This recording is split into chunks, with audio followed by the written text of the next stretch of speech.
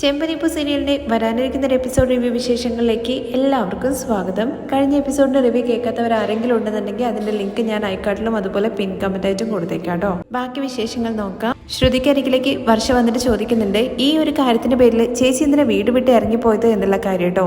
ഇത് കേൾക്കുമ്പോൾ ശ്രുതി വർഷയുടെ അടുത്ത് ചോദിക്കുന്നുണ്ട്, നീയും കേട്ടതല്ലേ സച്ചി പറഞ്ഞ കാര്യങ്ങളെല്ലാം. അദ്ദേഹം പറയുന്നത്, നിങ്ങൾ എന്തിനാ ഇത്ര സീരിയസ് ആയിട്ട് എടുക്കുന്നത്? അദ്ദേഹത്തിന് ഒട്ടും സെൻസ് ഇല്ല. മറ്റുള്ളവരുടെ ലൈഫിൽ എന്ത് സംഭവിച്ചു കഴിഞ്ഞാലും അദ്ദേഹത്തിന് എന്താ പ്രശ്നം? ഒരാവശ്യമില്ലാതെ വെറുതെ നിങ്ങളെ ക്വസ്റ്റ്യൻ ചെയ്തുകൊണ്ടിരിക്കാന്നൊക്കെ പറയുമ്പോൾ മറ്റുള്ളവര് നമ്മളെ ചോദ്യം ചെയ്യാതിരിക്കണം എന്നുണ്ടെങ്കിൽ നമ്മള് നേർവഴിക്ക് ജീവിക്കണം വർഷ എന്ന് പറയാണ് കേട്ടോ. ഇത് കേൾക്കുമ്പോൾ വർഷ പറയുന്നുണ്ട്, നിങ്ങളുടെ ഹസ്ബൻഡ് ചെയ്തത് തെറ്റായ കാര്യം തന്നെയാണ്, പക്ഷെ അത് നിങ്ങളുടെ പ്രശ്നമാണ്. അത് നിങ്ങൾക്കിടയിൽ തന്നെ സംസാരിച്ച് തീർക്കണം. മറ്റുള്ളവരുടെ മുമ്പിലേക്ക് ഇതൊന്നും കൊണ്ടുവരാൻ വേണ്ടി പാടില്ല. നാളെ ശ്രീകാന്ത് എൻ്റെ അടുത്തൊരു കള്ളം പറഞ്ഞു എന്ന് വിചാരിച്ചോ? ഇല്ല, അവൻ ഒരിക്കലും എൻ്റെ അടുത്ത് അങ്ങനെ ഒരു കള്ളം പറയില്ല. കാരണം നിങ്ങളുടെ ഹസ്ബൻഡിനെ പോലെ അല്ലല്ലോ ശ്രീകാന്ത്. ഇനിയിപ്പോ എന്തെങ്കിലും കാരണവശാൽ അവൻ പറഞ്ഞു കഴിഞ്ഞാൽ തന്നെ അത് ഞങ്ങൾക്കിടയിലുള്ള മാത്രം വിഷയമായിരിക്കും. മറ്റുള്ളവരെ കൊണ്ട് ചോദ്യം ചെയ്യിപ്പിക്കാനുള്ള ഒരു അവസരം ഞങ്ങൾ ഉണ്ടാക്കില്ല. നമ്മുടെ പ്രൈവസി എപ്പോഴും നമ്മൾ സേഫ് ആക്കി വെക്കണം എന്ന് പറയാണ് കേട്ടോ. പിന്നെ സച്ചി പറഞ്ഞ കാര്യങ്ങളെ കുറിച്ചൊന്നും നിങ്ങൾ അത്ര കെയർ ചെയ്യേണ്ട കാര്യമൊന്നുമില്ല. ഇത് കേൾക്കുമ്പോൾ ശ്രുതി പറയുന്നുണ്ട്, ശ്രുതി ഒരിക്കലും അങ്ങനെ പറയുന്ന ഒരാളല്ല, പക്ഷെ എനിക്ക് ഹേർട്ട് ചെയ്യുമെന്ന് വിചാരിച്ചിട്ടാണ് അവൻ എന്നിൽ നിന്ന് മറച്ചു വെച്ചത്. ശ്രുതിക്ക് ഒരു ജോലി കിട്ടുന്നതോട് കൂടിയിട്ട് എല്ലാ പ്രോബ്ലവും സോൾവ് ആവുന്നൊക്കെ പറയണേ. അപ്പോഴേക്കും ചന്ദ്രമതി ഇത് കേൾക്കുന്നുണ്ട് കേട്ടോ പുറത്തുനിന്ന്. പിന്നെ സച്ചിക്കൊന്നും ഞങ്ങളുടെ മുമ്പിൽ നിന്ന് സംസാരിക്കാൻ വേണ്ടി പറ്റില്ല. ശ്രുതിയേട്ടൻ നന്നായിട്ട് പഠിച്ചിട്ടൊക്കെ ഇല്ലേ, അതുകൊണ്ട് ഉറപ്പായിട്ടും ജോലി കിട്ടും. ചേച്ചി അതിനെക്കുറിച്ച് ആലോചിച്ച് ടെൻഷൻ അടിക്കണ്ട. അല്ല, സുധിയേട്ടൻ എന്തിനാണ് ഈ ഇന്റർവ്യൂവിനൊക്കെ പോകുന്നതെന്നുള്ള കാര്യം ചോദിക്കുമ്പോൾ പിന്നെ ഇന്റർവ്യൂ എടുക്കാതെ ആരെങ്കിലും ചുമ്മാ ജോലി കൊടുക്കുമെന്നുള്ള കാര്യം ചോദിക്കുകയാണെ ശ്രുതി, നിങ്ങളൊരു പാർലറിന്റെ ഓണർ അല്ലേ? രണ്ടുപേരും കൂടി ചേർന്നിട്ട് അതൊരു നല്ല ബിസിനസ് ആയിട്ട് മുന്നോട്ട് കൊണ്ടുപോയാൽ പോരെ? ആ ബിസിനസ്സിലോ എന്നുള്ള കാര്യം ശ്രുതി ഇങ്ങനെ കുറച്ചൊരു പതറിയിട്ട് ചോദിക്കുന്നുണ്ടേ.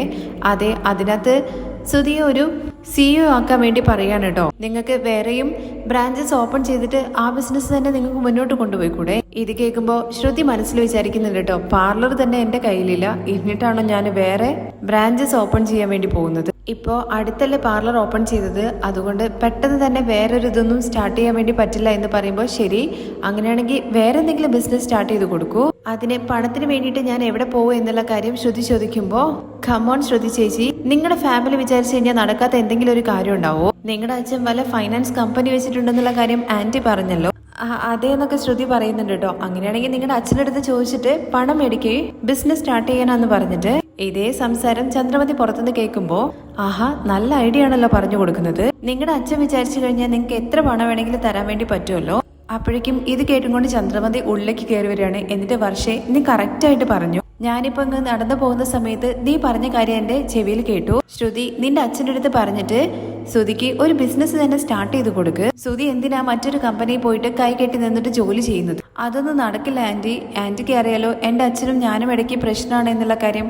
അതൊക്കെ സാധാരണയായിട്ട് സംഭവിക്കുന്നതാണ് എന്ന് കരുതിയിട്ട് ഉത്തരവാദിത്വം ഇല്ലാണ്ടാവോ? ഇല്ല ആന്റി, നമ്മുടെ വീട്ടില് ആധാരം തിരിച്ചെടുക്കാൻ വേണ്ടിയിട്ട് അച്ഛൻ്റെ അടുത്ത് ഞാൻ ഓൾറെഡി 10 ലക്ഷം മേടിച്ചല്ലോ. ഇനിയും കാശ് ചോദിച്ചിട്ട് അദ്ദേഹത്തിന് മുമ്പിൽ ചെന്ന് ഞാൻ എങ്ങനെയാ നിൽക്കുക? പിന്നെ നമ്മുടെ വീട്ടുകാരെ കുറിച്ചിട്ട് അദ്ദേഹം എന്താ വിചാരിക്കുക? ഓ, അങ്ങനെയുണ്ടല്ലോ എന്ന് ചന്ദ്രപതി ഇത് കേൾക്കുമ്പോൾ പറയുന്നുണ്ടേ. അപ്പോഴേക്കും വർഷ, അല്ല ആന്റി, ശ്രുതി ചേച്ചി അങ്കിൾ ആരോ ഉണ്ടെന്നുള്ള കാര്യം പറഞ്ഞില്ലേ? അതെ, മലേഷ്യ മാമ. അവരുടെ അടുത്ത് ചോദിച്ചൂടെന്ന് ചോദിക്കുകയാണേ. അതെ, അവരുടെ അടുത്ത് ചോദിച്ചിട്ട് നീ ശ്രുതിക്ക് ഒരു ബിസിനസ് സ്റ്റാർട്ട് ചെയ്ത് കൊടുക്ക്. അപ്പോഴേക്ക് വർഷയും പറയുന്നുണ്ട്, ശ്രുതിയേട്ടന്റെ ഷോറൂമിലൊക്കെ നിന്നിട്ട് നല്ല എക്സ്പീരിയൻസ് ഉള്ളതല്ലേ, അതുകൊണ്ട് ഒരു ഷോറൂം തന്നെ സ്റ്റാർട്ട് ചെയ്ത് കൊടുക്കാൻ വേണ്ടി പറ. അതെ, ശ്രുതി 2 മാസം ജോലിക്ക് പോയതല്ലേ, അപ്പോ അവൻ ആ ബിസിനസിനെ കുറിച്ച് നന്നായിട്ട് പഠിച്ചിട്ടുണ്ടാകും. അതെ ആന്റി, നമുക്ക് അറിയുന്ന കാര്യങ്ങൾ ചെയ്യുന്നതാണ് നമുക്ക് ഏറ്റവും നല്ലത്. ഇതൊക്കെ കേട്ടിട്ട് ശ്രുതിക്കൊന്നും പറയാൻ പറ്റാത്ത അവസ്ഥയിൽ നിൽക്കുകയാണ് കേട്ടോ. പക്ഷെ ചന്ദ്രമതിയും അതുപോലെ വർഷയും കോട്ട കെട്ടുന്ന പോലെ ഓരോരോ കാര്യങ്ങൾ ഇങ്ങനെ പറയാണ്. മന്ത്ലി സാലറിക്ക് വേണ്ടിയിട്ട് ജോലി ചെയ്യുന്നതൊന്നും ഒരുപാട് നാള് സെറ്റ് ആവില്ല. ശ്രീകാന്ത് തന്നെ എക്സ്പീരിയൻസിന് വേണ്ടിയിട്ടാണ് റെസ്റ്റോറന്റിൽ പോകുന്നത്. നമ്മള് ഉടനെ തന്നെ ഒരു റെസ്റ്റോറന്റ് സ്റ്റാർട്ട് ചെയ്യും. ഇത് കേൾക്കുമ്പോഴേക്ക് ചന്ദ്രമതി, ഓ ആണോ എന്ന് ചോദിക്കുകയാണെ ഭയങ്കര ആകാംക്ഷയോട് കൂടിയിട്ട്. അതെ ആന്റി, ഞങ്ങള് അതിന്റെ പ്ലാനിങ് ഇങ്ങനെ നടത്തിക്കൊണ്ടിരിക്കുകയാണ്. അതുപോലെ എനിക്കും ഒരു ഡബിംഗ് സ്റ്റുഡിയോ സ്റ്റാർട്ട് ചെയ്യണമെന്ന് ആഗ്രഹമുണ്ട്. അതും ഞങ്ങൾ ഫ്യൂച്ചറിൽ ചെയ്യും. ഇത് കേൾക്കുമ്പോഴേക്കും ചന്ദ്രമതിക്ക് ഭയങ്കരമായിട്ട് സന്തോഷമാവുന്നുണ്ട് കേട്ടോ.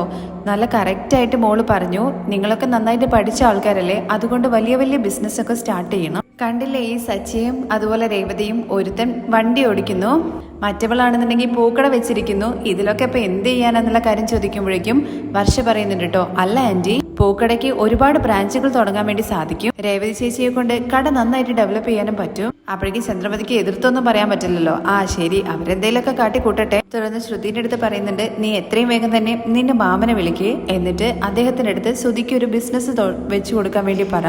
അവൻ എത്ര നാളാണ് ജോലി ഇല്ലാണ്ടൊക്കെ നടക്കുക എന്നുള്ള കാര്യം ചോദിക്കുകയാണേ. ഇല്ല ആന്റി, അങ്ങനെയല്ല ചെയ്യേണ്ടത്. ശ്രുതി സ്വന്തമായിട്ടൊരു ജോലി തെരഞ്ഞു പിടിച്ചിട്ട് കുറച്ചുനാള് അതിൽ വർക്ക് ചെയ്യട്ടെ, എന്നിട്ട് സ്വന്തമായിട്ട് എക്സ്പീരിയൻസ് ഉണ്ടാക്കട്ടെ. എന്നാൽ മാത്രമേ ശ്രുതിക്ക് ഒരു കോൺഫിഡൻസ് ഉണ്ടാവുള്ളൂ. ശ്രുതി സ്വന്തമായിട്ട് അവരുടെ കാര്യങ്ങൾ പ്രൂവ് ചെയ്യാതെ എങ്ങനെയാണ് എന്റെ ഫാമിലി സപ്പോർട്ട് ചെയ്യുക? നീ എന്താ ശ്രുതി ഇങ്ങനെയൊക്കെ പറയുന്നതെന്നുള്ള കാര്യം ചന്ദ്രമതി ചോദിക്കുമ്പോൾ എനിക്ക് ശ്രുതിയുടെ മേലെ വിശ്വാസമുണ്ട്. ഉറപ്പായിട്ടും ശ്രുതിക്ക് ഒരു ജോലി കിട്ടുമെന്ന് പറഞ്ഞിട്ട് അവിടുന്ന് പോവാണ് കേട്ടോ ശ്രുതി. എന്നിട്ട് നേരെ റൂമിലേക്ക് ചെല്ലുകയാണ് കേട്ടോ. അവിടെ വെച്ചിട്ട് ശ്രുതി പറയുന്നുണ്ട്, ഇവന് ജോലി കിട്ടിയില്ലെങ്കിൽ അത് എനിക്കാണല്ലോ വലിയ പ്രശ്നമായിട്ട് മാറാൻ വേണ്ടി പോകുന്നത്. എന്നിട്ട് ഫോൺ എടുത്തിട്ട് ശ്രുതിയെ വിളിക്കുകയാണ്. ശ്രുതിയാണ് കേട്ടോ വിളിക്കുന്നത്. ശ്രുതി ഫോൺ എടുത്ത ഉടനെ തന്നെ ശ്രുതി ചോദിക്കുന്നുണ്ട്, ജോലി കിട്ടിയോ എന്നുള്ള കാര്യം. ജോലി കിട്ടിയിട്ടുണ്ടെങ്കിൽ ഞാൻ തന്നെ നിന്നെ വിളിക്കില്ലായിരുന്നോ? 4 കമ്പനിയിൽ പോയിട്ട് വന്നു, എവിടുന്ന് എനിക്ക് ജോലി കിട്ടിയില്ല. എൻ്റെ ഒരു ക്ലയന്റ് ഇല്ലായിരുന്നോ? നീ ഓൾറെഡി അവിടെ വർക്ക് ചെയ്തിട്ടില്ലേ? അവിടെ പോയി ചോദിച്ചു എന്നുള്ള കാര്യം ചോദിക്കുമ്പോൾ അവിടെയും പോയി ചോദിച്ചു. ആ മാഡം എന്നെ നാണം കെടുത്തി വിട്ടു. അപ്പോൾ ജോലിയൊന്നും കിട്ടിയില്ലല്ലേ എന്നുള്ള കാര്യം ചോദിക്കുമ്പോൾ ഞാൻ ജോലി അന്വേഷിച്ചുകൊണ്ടിരിക്കുകയാണ്, ഉടനെ തന്നെ കിട്ടും. ശരി, നീ നോക്ക് എന്ന് പറഞ്ഞിട്ട് ഫോൺ വെക്കാണ് കേട്ടോ ശ്രുതി. അങ്ങനെ ഈവനിങ്ങിൽ നമ്മുടെ ശ്രുതിയാണെന്നുണ്ടെങ്കിൽ ശ്രുതിയെ വെയിറ്റ് ചെയ്തുകൊണ്ട് നിൽക്കുകയാണ്. ആദ്യം കയറി വരുന്നത് രേവതിയാണ് കേട്ടോ. അപ്പോഴേക്കും അങ്ങോട്ട് മാറി നിൽക്കുന്നുണ്ട്. പിന്നെ ആരോ വരുന്ന സൗണ്ട് കേൾക്കുന്ന സമയത്ത് ഓടിച്ചെന്ന് നോക്കുന്നുണ്ട് ശ്രുതി.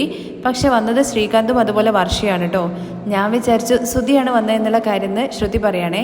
അല്ല, ശ്രുതിയേട്ടൻ എവിടെ പോയി എന്നുള്ള കാര്യം ശ്രീകാന്ത് ചോദിക്കുമ്പോൾ ഇന്ന് 2-3 ഇന്റർവ്യൂ ഉണ്ട്, ജോലി ഉറപ്പായിട്ടും കിട്ടുമെന്ന് പറഞ്ഞിട്ടാ പോയെന്നുള്ള കാര്യം പറയുമ്പോൾ അതെങ്ങനെ ഒറ്റ ദിവസം കൊണ്ട് ജോലി കിട്ടുന്നതെന്ന് വർഷ ചോദിക്കുകയാണേ. ഇത് കേൾക്കുമ്പോൾ ശ്രീകാന്ത് പറയുന്നുണ്ട്, നീ ഒന്ന് മിണ്ടാതിരിക്കുക എന്നുള്ള കാര്യം. അല്ല, ഇത്രയും നാള് ജോലിക്ക് വേണ്ടിയിട്ട് അന്വേഷിച്ചിട്ടാണല്ലോ നടന്നിട്ടുണ്ടായിരുന്നത്, അപ്പോഴൊന്നും കിട്ടാത്തത് ഇന്നെങ്ങനെ കിട്ടാനാണ്? ഇന്നെന്താ പ്രത്യേക എന്തെങ്കിലും ഡിഗ്രി എടുത്തിട്ടാണോ പോയതെന്നുള്ള കാര്യം ചോദിക്കുന്നുണ്ട്.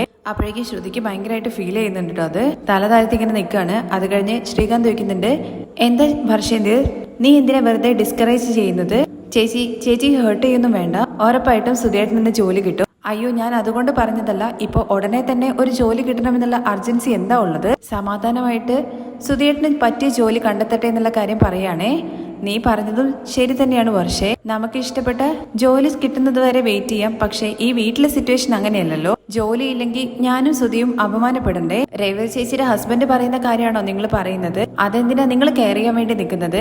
ജോലിക്ക് പോകുന്നതും പോവാത്തതൊക്കെ നിങ്ങളുടെ പേഴ്സണൽ കാര്യങ്ങളാണ്. അത് അവരെന്തിനാ ക്രിട്ടിസൈസ് ചെയ്യുന്നത്? അവർക്ക് അവരുടെ കാര്യങ്ങൾ നോക്കാൻ നേരമില്ല, മറ്റുള്ളവരുടെ കാര്യങ്ങളിൽ ഇടപെടുന്നതാണ് ശീലം എന്നുള്ള കാര്യം പറയുന്ന സമയത്ത് രേവതി ഇത് കേട്ടുകൊണ്ട് അങ്ങോട്ട് വരുന്നുണ്ട്. ഒരാളില്ലാത്ത സമയത്ത് അവരെ കുറിച്ച് സംസാരിക്കുന്ന അത്ര ശരിയായിട്ടുള്ള കാര്യമല്ല. അത്ര ധൈര്യം ഉണ്ടെന്നുണ്ടെങ്കിൽ സച്ചിയേട്ടനുള്ള സമയത്ത് സംസാരിക്കേ. അപ്പോഴേക്ക് ശ്രുതി ചോദിക്കുന്നുണ്ട്, അതിനെന്താ സച്ചിയുള്ള സമയത്ത് പറയുന്നതിൽ എനിക്കൊരു ഭയമില്ല. അവരെന്താ പേയോ അല്ലെങ്കിൽ പിശാചോ മറ്റതാണോ? എനിക്ക് ആരെ കുറിച്ചിട്ടൊന്നും പറയണമെന്ന് ആഗ്രഹമില്ല. അവരാണ് ആവശ്യമില്ലാതെ എന്റെ ലൈഫിൽ തലയിടുന്നത്. അപ്പോഴേക്ക് രേവതി പറയുന്നുണ്ട്, ശ്രീകാന്തേ, നമ്മുടെ ശ്രുതിയുടെ അടുത്ത് പറയല്ല എന്നുള്ള രീതിയിൽ അവർക്ക് മറ്റുള്ളവരുടെ ലൈഫിലൊന്നും തലയിടേണ്ട ആവശ്യമില്ല. അവരുടെ മുമ്പിൽ തെറ്റ് സംഭവിക്കുന്ന സമയത്ത് അത് കണ്ടിട്ട് ചുമ്മാതിരിക്കില്ല, അതിനെ ചോദ്യം ചെയ്യുക തന്നെ ചെയ്യും. അതെല്ലാം ശരി തന്നെയാണ് ചേച്ചി, പക്ഷേ ചെറിയൊരു വിഷയത്തെ വലുതാക്കുന്നുണ്ടെന്നുള്ള കാര്യം ശ്രീകാന്ത് പറയണേ. തുടർന്ന് വർഷ പറയുന്നുണ്ട്, രേവതി ചേച്ചി, ഞങ്ങൾ ഒരിക്കലും തെറ്റായിട്ട് പറയല്ല, അവർ ചെയ്ത തെറ്റിനെ കുറിച്ചാണ് പറയുന്നത്. അങ്ങനെ സച്ചിയേട്ടൻ എന്ത് തെറ്റാ ചെയ്തെന്നുള്ള കാര്യം ചോദിക്കുകയാണ് രേവതി. അവര് കള്ളം പറഞ്ഞിട്ട് ആരും പറ്റിച്ചില്ലല്ലോ, അവര് സമ്പാദിക്കുന്നു സത്യസന്ധമായിട്ട് എന്നുള്ള കാര്യം പറയുമ്പോഴേക്കും ചന്ദ്രമതി അവിടെ നിന്ന് ഒച്ചെടുത്തിട്ട് വരികയാണ്. എന്താ ഇവിടെ ഒച്ചത്തിൽ നീ സംസാരിക്കുന്നത്? അപ്പോഴേക്കും ശ്രുതി ഏഷണി കയറ്റി കൊടുക്കുകയാണ് കേട്ടോ. കണ്ടില്ലേ ആന്റി, സുധി കള്ളം പറഞ്ഞിട്ട് എല്ലാവരും പറ്റിക്കുന്നുവെന്നും സച്ചി ഭയങ്കര സത്യസന്ധനാണെന്നും എന്ന് പറഞ്ഞ് കുത്തിക്കാട്ടി സംസാരിക്കുകയാണ്. അതെ അതെ, പറയും, എന്തുകൊണ്ട് പറയാത്തത്? അവൻ അത്രയ്ക്ക് സ്വാതന്ത്ര്യം കൊടുത്തിട്ടുണ്ടല്ലോ ഇവൾക്ക്. നീ എന്താ ജോലി ചെയ്യാൻ തന്നെ ഇവിടെ വായം പൊളിച്ച് നോക്കി നിൽക്കുന്നത്? അപ്പോഴേക്ക് ശ്രീകാന്ത് പറയുന്നുണ്ട്, അമ്മ എന്തിനാ ചേച്ചിയെ ചീത്ത വിളിക്കുന്നത്? ഞങ്ങള് നോർമലായിട്ട് സംസാരിച്ചതാണ്. നിനക്ക് ഇവളെ കുറിച്ച് അറിയില്ല, സാധാരണ പോലെ സംസാരിക്കും. പക്ഷെ സച്ചി വരുന്ന സമയത്ത് നന്നായിട്ട് അവള് തീ കൊളുത്തി വിടും. നിങ്ങളൊക്കെ പോവാൻ നോക്കുന്നുള്ള കാര്യം പറഞ്ഞിട്ട് ചന്ദ്രമതി അവിടെ നിന്ന് പോകുമ്പോഴേക്കും രേവതി തടഞ്ഞു നിർത്തിയിട്ട് പറയുന്നുണ്ട്, എനിക്ക് അങ്ങനത്തെ ശീലമൊന്നുമില്ല, അവരെ കുറിച്ചിട്ട് പറയരുതെന്ന് ഞാൻ പറഞ്ഞോളൂ. അവനെ കുറിച്ച് പറഞ്ഞാൽ എന്താന്നുള്ള കാര്യം ചോദിക്കുമ്പോൾ ശ്രുതിയുടെ മുഖത്ത് നോക്കിയിട്ട് രേവതി പറയുന്നുണ്ട്, അവരുള്ള സമയത്ത് പറയട്ടെ, അപ്പൊ അതിനുള്ള മറുപടി കിട്ടുമല്ലോ. എന്താ ഈ വീട്ടിൽ നീ പുതിയതായിട്ട് അടിയുണ്ടാക്കാൻ വേണ്ടി ശ്രമിക്കുകയാണോ എന്നുള്ള കാര്യം ചന്ദ്രമതി ചോദിക്കുന്നുണ്ട്. ആര് എന്ത് പറയണം എന്നുള്ള കാര്യം നീ പറയരുത്. അപ്പോഴേക്കും വർഷ ഇടയ്ക്കേറി പറയുന്നുണ്ട്, എന്തിനാ ആന്റി രേവതി ചേച്ചിയെ കുറ്റം പറയുന്നത്? ഞങ്ങള് കാഷ്വൽ ആയിട്ട് സംസാരിച്ചതാണ്. വർഷമോളെ, നീ സാധാരണയായിട്ടായിരിക്കും സംസാരിച്ചത്, എന്നാ ഇവള് വേറെ അർത്ഥത്തിലാണ് പറയാ. ഇവളെ കുറിച്ച് നിനക്കറിയില്ലല്ലോ, നീ ഇപ്പോഴല്ലേ വന്നത്? അപ്പോഴേക്കും ശ്രുതി പറയുന്നുണ്ട്, ആന്റി ഈ സംസാരമൊന്നും കൂടുതൽ കാലം നിൽക്കില്ല, ശ്രുതി ജോലിയോട് കൂടിയിട്ടേ വരുള്ളൂ. അപ്പൊ പറയുന്നവരൊക്കെ എന്താ ചെയ്യാന്നുള്ള കാര്യം ഞാനും നോക്കട്ടെ. ഉറപ്പായിട്ടും ജോലി കിട്ടും.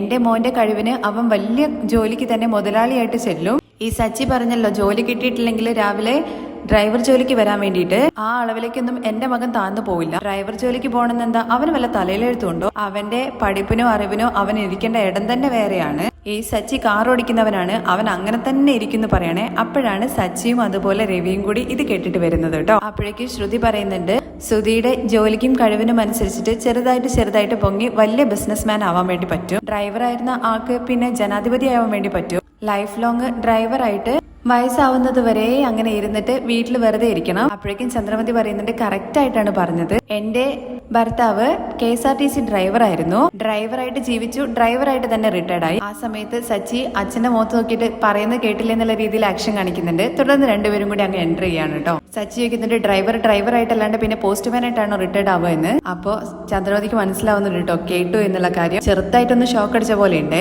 കേട്ടില്ല അച്ഛ, അച്ഛനില്ലാത്ത സമയത്ത് എന്തൊക്കെ അച്ഛനെ കുറിച്ച് പറയുന്നതെന്ന്. ആത്മ എന്തൊരു അന്തസ്സോടു കൂടിയിട്ടാ പറഞ്ഞെന്ന് കണ്ടോ. ഡ്രൈവർ എന്ന് പറയുന്നത് നിങ്ങൾക്ക് അത്ര സാധാരണയായിട്ട് കൊള്ളില്ലാത്തൊരാളായി തോന്നിയല്ലേ. എന്റെ അച്ഛൻ ഗവൺമെന്റ് ജോലി ചെയ്തിട്ട് സത്യസന്ധമായിട്ട് ജീവിച്ചു. സത്യസന്ധമായിട്ട് നയിച്ചതുകൊണ്ട് റിട്ടയർഡ് ആയിട്ട് പെൻഷൻ വരുന്നുണ്ട്. ഈ വീട് കിട്ടാൻ വേണ്ടിയിട്ട് അദ്ദേഹത്തിന്റെ പെൻഷൻ കാശിലല്ലേ ലോൺ കിട്ടിയത്. ഈ വീട് എന്റെ എന്നുള്ള കാര്യം ചന്ദ്രമതി ഇത് കേൾക്കുമ്പോ പറയുന്നുണ്ട്, പിന്നെ നിങ്ങൾ നയിച്ചു മേടിച്ചതല്ലേ, നിങ്ങളുടെ അച്ഛൻ തന്നു എന്ന് പറ. നിങ്ങളെ മാതിരി അച്ഛന്റെ സ്വത്തില് പെരുമ പറയുന്ന ഒരാളല്ല എന്റെ അച്ഛൻ. അധ്വാനിച്ചിട്ടുണ്ട്.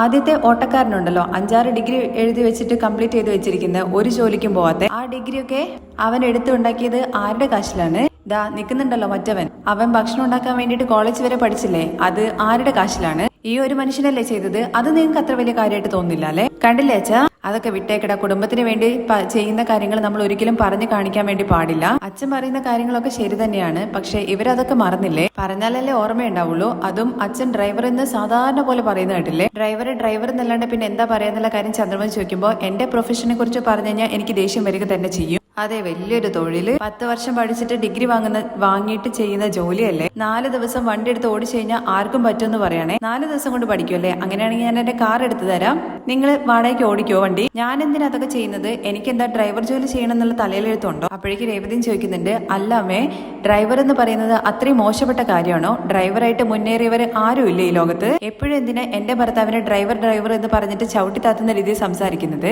അയ്യോ രേവതി, അവരെ നിന്റെ ഭർത്താവിനെ കുറിച്ച് മാത്രമല്ല അവരുടെ ഭർത്താവിനെ കുറിച്ചിട്ടും അങ്ങനെ തന്നെയാ പറയുന്നത്. കാരണം അച്ഛൻ ഡ്രൈവർ ആയിരുന്നല്ലോ. അച്ഛാ, ഇതൊക്കെ നന്നായിട്ട് കേൾക്കുന്നുണ്ടല്ലോ എന്നുള്ള കാര്യം ചോദിക്കുമ്പോൾ, എടാ ഇതെനിക്കൊന്നും അത്ര വലിയ പുതിയതായിട്ടുള്ള കാര്യമൊന്നുമല്ല. കല്യാണം കഴിഞ്ഞ സമയത്ത് റിലേറ്റീവിന്റെ വീട്ടിലേക്കൊക്കെ പോകുന്ന സമയത്ത് ഇവള് ആരെങ്കിലും എന്റെ ജോലി എന്താന്നുള്ള കാര്യം ചോദിച്ചു കഴിഞ്ഞു കഴിഞ്ഞാൽ ഗവൺമെന്റ് ജോലി എന്ന് മാത്രമാണ് പറയുക, KSRTC ഡ്രൈവർ എന്ന് പറയേയില്ല. ഓഹോ, ഇങ്ങനെയൊക്കെ നടന്നിട്ടുണ്ടോ? ഗവൺമെന്റ് ജോലി എന്ന് പറയുന്നത് നിങ്ങൾക്ക് വലിയ അഭിമാനമുള്ള കാര്യമാണ്, എന്നാൽ ഡ്രൈവർ എന്ന് പറയുന്നത് കൊള്ളില്ല അല്ലേ? എടാ, നിന്റെ അച്ഛൻ അതിൽ നിന്ന് പ്രൊമോഷനായിട്ട് വലിയ ജോലിക്ക് പോയിരുന്നെങ്കിൽ അത് പറയാൻ പറ്റും. ഡ്രൈവർ അവസാനം വരെ ഡ്രൈവർ തന്നെയല്ലേ? തുടർന്ന് രേവതി ചോദിക്കുന്നുണ്ട്, അല്ല അമ്മേ, എന്തിനാ വീണ്ടും ഡ്രൈവർ എന്ന് പറയുന്നത്? ഡ്രൈവർ ആയി കഴിഞ്ഞു കഴിഞ്ഞാൽ ജീവിതത്തിൽ മുന്നേറാൻ വേണ്ടി പറ്റില്ലേ? എന്റെ വീടിന്റെ അടുത്ത് ഒരു ചേട്ടനുണ്ട്, അദ്ദേഹം ട്രാവൽസ് നടത്തിക്കൊണ്ടിരിക്കുകയാണ്. 50 വണ്ടികൾ അദ്ദേഹത്തിന്റെ പേരിലുണ്ട്. അവരുടെ അടുത്ത് ഞാൻ ദിവസവും പൂ കൊടുക്കാൻ വേണ്ടി പോകുന്നുണ്ട്. അവരുടെ ജീവിതത്തിൽ അവർ ആരംഭിച്ചത് വെറും ഒരു ഡ്രൈവർ ആയിട്ടാണ്, എന്നാൽ ഇപ്പോൾ അദ്ദേഹം വലിയ ആളായിട്ടുണ്ട്. അങ്ങനെ പറഞ്ഞു കൊടുക്കും രേവതി, എന്ത് ജോലി ചെയ്തു കഴിഞ്ഞാലും വലിയ ആളാവാൻ വേണ്ടി പറ്റും. ഇപ്പൊ നമ്മൾ പൂക്കട വെച്ചിട്ടുണ്ട്, നാളെ നമ്മളൊരു 10 ബ്രാഞ്ച് ഓപ്പൺ ചെയ്തിട്ട് വലിയ ആളാവാൻ വേണ്ടി പറ്റില്ലേ? അതെ, വലിയ ആളാവാൻ വേണ്ടി പറ്റും. ഈ അമ്പലത്തിന്റെ നടക്കിലും അതുപോലെ വഴിയോര കച്ചവടമൊക്കെ നടത്തിയിട്ട് വലിയ എയ്റോപ്ലെയിൻ വാങ്ങാൻ വേണ്ടി പറ്റും എന്നുള്ള കാര്യം പറയുന്ന സമയത്ത് ശ്രുതി ചിരിക്കാണ് കേട്ടോ, കാരണം കളിയാക്കി പറയാണല്ലോ. അങ്ങനെ ശ്രുതി ചിരിക്കുന്ന സമയത്ത് സച്ചി ചോദിക്കുന്നുണ്ട്, നീ എന്തിനാ പല്ലായിട്ട് ഇളിക്കുന്നത്? നിന്റെ ഭർത്താവിന് ജോലി കിട്ടിയോ? അപ്പോഴേക്ക് ശ്രുതിക്ക് രക്ഷപ്പെടണല്ലോ. അങ്കിൾ, ഞാൻ ഒരുപാട് തവണ പറഞ്ഞു സുധിയെ കുറിച്ചിട്ട് ഇവരടുത്ത് സംസാരിക്കരുത് എന്നുള്ള കാര്യം. അപ്പോ ഞങ്ങളെ കുറിച്ച് സംസാരിക്കുന്നത് കേട്ടപ്പോ നമുക്ക് നല്ല കുളിര് വന്നല്ലോ. സുധി ഇപ്പോ ജോലിയോട് കൂടിയിട്ടാ വരിക. അപ്പോ നിന്റെ മുഖത്ത് എന്താ എക്സ്പ്രഷൻ ഞാനും നോക്കുന്നു പറയണേ ശ്രുതി. മുഖം കഴുത്തിന്റെ മുകളിൽ തന്നെ ഉണ്ടാകും, പിന്നെന്താ അതെടുത്ത് കയ്യിൽ വെക്കാൻ വേണ്ടി പറ്റുമോ? എടാ വിടറാ, നീ ജോലി നോക്കാൻ വേണ്ടി നോക്കുമെന്ന് പറഞ്ഞിട്ട് സച്ചി അവിടെ നിന്ന് പറഞ്ഞു തരാൻ കേട്ടോ. തുടർന്ന് നമ്മുടെ ശ്രുതിയുടെ ഫോണിലേക്ക് ശ്രുതിയുടെ അമ്മ വിളിക്കുന്നുണ്ട് കേട്ടോ. നീ എവിടെയാടി ഉള്ളതെന്നുള്ള കാര്യം ചോദിക്കുമ്പോൾ വീട്ടിലുണ്ടെന്ന് പറയണേ, നീ നിന്റെ അമ്മായിമ്മയ്ക്ക് ഫോൺ കൊടുത്തേന്ന് പറയുന്നുണ്ട്. അങ്ങനെ നാളെ ഞങ്ങൾ വീട്ടിലേക്ക് വന്നോട്ടെ എന്നുള്ള കാര്യം ചോദിക്കുമ്പോൾ, ഓ വന്നോളൂ, എന്തായാലും വന്നോളൂ എന്നൊക്കെ പറഞ്ഞിട്ട് തേനൊലിപ്പിക്കുന്ന രീതിയിൽ ചന്ദ്രമതി സംസാരിക്കുന്നുണ്ട്. അതിനൊക്കെ ഫോണൊക്കെ വെച്ചിട്ട് എല്ലാവരും ഓരോ വഴിക്ക് പോയിട്ടുണ്ട്. അപ്പോഴേക്കും ശ്രുതി അങ്ങോട്ടേക്ക് വരികയാണ് കേട്ടോ. ഞാൻ കുറെ നേരമായിട്ട് ശ്രുതിയെ വെയിറ്റ് ചെയ്തുകൊണ്ടിരിക്കുകയായിരുന്നു ശ്രുതി പറയുന്നുണ്ട്. അങ്ങനെ ശ്രുതി വന്നത് ചന്ദ്രമതി കാണുന്നുണ്ട്. ശ്രുതി ഒന്ന് ഇങ്ങോട്ട് വന്നേന്ന് പറയണേ. 1 മിനിറ്റ് ശ്രുതി, ഞാൻ ഇപ്പൊ വരാ എന്ന് പറഞ്ഞിട്ട് ചന്ദ്രമതിക്ക് അരികിലേക്ക് ചെല്ലുകയാണ് ശ്രുതി. എന്നിട്ട് ശ്രുതിയുടെ അടുത്ത് പറയുന്നുണ്ട്, അവൻ ജോലി തേടി പോയെടുത്ത് അവന് ജോലി കിട്ടിയില്ല എന്നാ തോന്നുന്നത്. എന്തായാലും നാളെ അവന് ജോലി കിട്ടും, നീ അതിനെക്കുറിച്ചൊന്നും ചോദിക്കരുതെന്ന് പറയാണ് കേട്ടോ. ശരി ആന്റി എന്ന് പറഞ്ഞിട്ട് ചന്ദ്രമതിയുടെ കൂടെ തന്നെ ശ്രുതിക്ക് അരികിലേക്ക് ചെല്ലുകയാണ്. അമ്മ കൊണ്ടുപോയിട്ട് മോന് വെള്ളമൊക്കെ കൊടുക്കുന്നുണ്ട്, വെള്ളം കുടിക്കുന്നൊക്കെ പറയാണ്. ശ്രുതി, ഞാൻ ട്രൈ ചെയ്തുകൊണ്ടിരിക്കുന്നുണ്ട്, നാളെ ഒരു കമ്പനിയിൽ ഇന്റർവ്യൂ ഉണ്ടെന്നുള്ള കാര്യം പറയുമ്പോഴേക്കും കുഴപ്പമില്ല, നാളത്തെ കാര്യം നമുക്ക് നാളെ നോക്കാം, നീ വെള്ളം കുടിക്കുന്ന പറയണേ. അപ്പോഴേക്കും സച്ചി അങ്ങോട്ട് വരുന്നുണ്ട്. എന്താടാ രാവിലെ വലിയ വീമ്പളൊക്കെ ഇട്ട് പോയതാണല്ലോ, എന്തേ ഇപ്പം മുഖം വാടിയിരിക്കുന്നത് എന്നുള്ള കാര്യം ചോദിക്കുമ്പോൾ ചന്ദ്രമതി പറയുന്നുണ്ട്, അവൻ തന്നെ ടയർഡായിട്ടാണോ ഉള്ളത്, നീ സംസാരിക്കാതെ പോവാൻ നോക്കുക എന്നുള്ള കാര്യം. ഓഹോ, ജോലി തേടി പോയപ്പോഴേക്കും ഇവൻ ഇത്രയും ടയർഡായോ, അപ്പൊ ജോലി കിട്ടിയാലോ, ഇവന്റെ അടുത്തൊന്നും സംസാരിച്ചിട്ട് കാര്യമില്ല, ഇവനൊന്നും നന്നാവാൻ പോകുന്നില്ല എന്നൊക്കെ പറഞ്ഞിട്ട് രേവതി ആയിരുന്നു വിളിക്കുന്നുണ്ട്. ആ സച്ചേട്ടാ എന്താ ചായ എടുക്കട്ടെ എന്നുള്ള കാര്യം ചോദിക്കുമ്പോ നിക്ക് ഇങ്ങോട്ട് വാ, ഇവിടെ വന്ന് നിക്ക്. ആ സമയത്ത് ചന്ദ്രമതിയും ശ്രുതിയും അവിടെ ഉണ്ട് കേട്ടോ. എപ്പൊ നോക്കിയാലും നീ ജോലി ചെയ്തോണ്ടിരിക്കല്ലേ, നിനക്ക് ഞാൻ ഒരു കൂട്ടം വാങ്ങിയിട്ടുണ്ട്, എന്താ അറിയാന്നുള്ള കാര്യം ചോദിക്കുമ്പോ എനിക്ക് എങ്ങനെ അറിയാനോ, സച്ചേട്ടൻ തന്നെ പറ. ഇത് തിരുനെൽവേലി ഹലുവ എന്ന് പറഞ്ഞ് കാണിക്കുന്നുണ്ടേ. ആ ഹൽവ എന്നുള്ള കാര്യം ഭയങ്കര ഇഷ്ടത്തോടു കൂടി ചോദിക്കാൻ കേട്ടോ രേവതി. അതെ, ഹലുവയാണ്. നമ്മുടെ മഹേഷ് ഉണ്ടല്ലോ, അവൻ തിരുനെൽവേലിക്ക് ഒരു ട്രിപ്പ് പോയിട്ടുണ്ടായിരുന്നു, അവന്റെ അടുത്ത് കാശ് കൊടുത്ത് മേടിച്ചോണ്ട് വന്നതാണ്. ആരൊക്കെയോ പറഞ്ഞു ഡ്രൈവർ ജോലി ചെയ്യുന്ന ആൾക്കാര് എപ്പോഴും അങ്ങനെ തന്നെയാണ് നിൽക്കുക, മുന്നേറാൻ വേണ്ടിയിട്ടൊന്നും പറ്റില്ല എന്ന്, ഭാര്യയെ സന്തോഷപ്പെടുത്താൻ വേണ്ടി പറ്റില്ല എന്ന്. ഞാൻ ഡ്രൈവർ തന്നെയാണ്, ജോലിയോട് കൂടിയിട്ടാണ് നിൽക്കുന്നത്. എങ്ങനെയെന്ന് മനസ്സിലായോ, ജോലി ചെയ്യുന്നുണ്ടെന്ന്, ഭാര്യയും സന്തോഷമായിട്ട് നോക്കുന്നുണ്ട്. ഇതാ കഴിക്കുക എന്ന് പറഞ്ഞിട്ട് വായിലേക്ക് വെച്ചു കൊടുക്കുന്ന സമയത്ത് സച്ചേട്ട നമുക്ക് പിന്നെ കഴിക്കുക എന്ന് പറയുന്നുണ്ട്. നിന്റെ അടുത്ത് കഴിക്കാനല്ലേ പറഞ്ഞത്? അയ്യോ സച്ചേട്ട എല്ലാവരും ഉണ്ടെന്നുള്ള കാര്യം പറയുമ്പോൾ രേവതി ഞാൻ നിനക്ക് മാത്രമാണ് മേടിച്ചോണ്ട് വന്നത്, സച്ചേട്ട ഉള്ളിലേക്ക് വാന്ന് പറയുമ്പോൾ ഞാൻ വീടിന്റെ ഉള്ളിൽ തന്നെയല്ലേ ഉള്ളത്, ഇനി പുറത്തു പോണോ, നീ കഴിക്കേ. അപ്പോഴേക്കും ശ്രുതിയും അതുപോലെ സുധിയും ചന്ദ്രമതിയും ആകെ തല താഴ്ത്തി നിൽക്കുവാണ് കേട്ടോ. അങ്ങനെ ആ കാണിക്കെന്ന് പറഞ്ഞിട്ട് വായിലിട്ട് കൊടുക്കുവാണ്. എന്തിന് എല്ലാവരുടെ മുമ്പ് ഇങ്ങനെയെന്നൊക്കെയുള്ള കാര്യം ചോദിക്കുമ്പോൾ ഞാൻ അധ്വാനിച്ച് ഉണ്ടാക്കിയ കാശിൽ എന്റെ ഭാര്യയ്ക്ക് ഞാൻ വാങ്ങി കൊടുക്കുന്നു, അതില് മറ്റുള്ളവർക്ക് എന്താ? സുധി, ഇങ്ങനെ അധ്വാനിച്ചിട്ട് നമ്മള് ഭാര്യയ്ക്ക് അലുവ മേടിച്ചു കൊടുക്കാം, പക്ഷെ ജോലിക്ക് പോവാ എന്ന് പറഞ്ഞിട്ട് പാർക്കിലൊക്കെ പോയി ചുറ്റിക്കറങ്ങിയിട്ട് വെറുതെ ഭാര്യയ്ക്ക് ഹൽവ കൊടുക്കരുത്. എന്ത് ജോലി ചെയ്യുന്നു എന്നുള്ളതല്ല, ഒരു ജോലി ഉണ്ടാവണം. അത് ഡ്രൈവർ ആയാലും ശരി, സ്കൂൾ ഡ്രൈവർ ആയാലും ശരി, എന്തായാലും ശരി, ജോലി ചെയ്താൽ മാത്രമേ മര്യാദയുള്ളൂ, അല്ലെങ്കിൽ തൂക്കിയെടുത്ത് എറിയും. മനസ്സിലായോ എന്നൊക്കെ ചോദിക്കുകയാണ്. ഇത് കേട്ടിട്ട് ഒന്നും പറയാൻ പറ്റാത്ത അവസ്ഥയിൽ ചന്ദ്രമതിയും അതുപോലെ ശ്രുതിയും സുധിയും ഇങ്ങനെ നിൽക്കുകയാണ്. അപ്പോഴേക്കും സച്ചിട്ടും വാ എന്ന് പറഞ്ഞിട്ട് രേവതി കൂട്ടിയിട്ട് ഉള്ളിലേക്ക് പോവാണ് കേട്ടോ. ആ രംഗത്തോട് കൂടിയിട്ടാണ് മറ്റൊരു എപ്പിസോഡിന്റെ രംഗം അവസാനിക്കുന്നത്. ബാക്കി വിശേഷങ്ങൾ കേൾക്കാൻ താല്പര്യം ഉണ്ടെന്നുണ്ടെങ്കിൽ നെക്സ്റ്റ് എപ്പിസോഡിൽ നിന്ന് കമന്റ് ചെയ്യണേ. താങ്ക്